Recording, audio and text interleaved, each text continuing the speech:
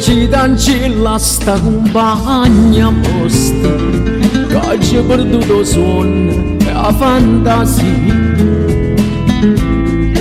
che pensa sempre che tutta vita mia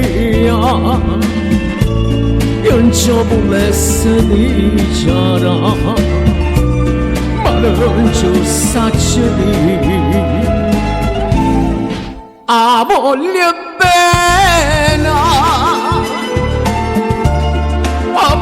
bene assai,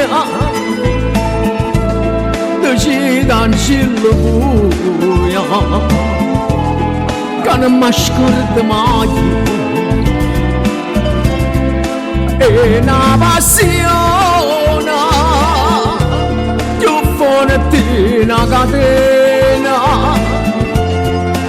mi tormenta l'anima e non mi fa campare.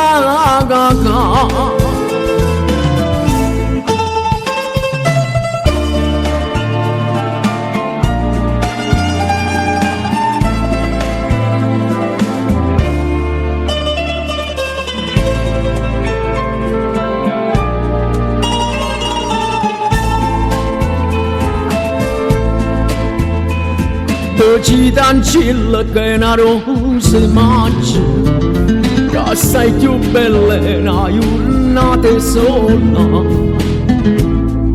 da bocca soia più fresca di viola e già volesse sentire che innamora di me.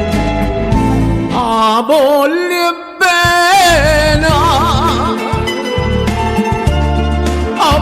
bene assai, decidancilla buia, che non mi scordo mai,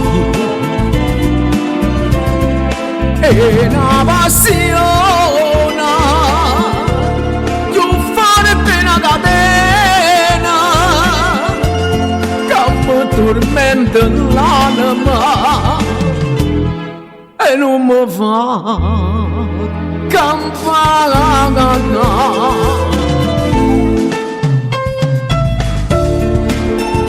La lacrima lucente del caduto decidemi un po' a chi pensare.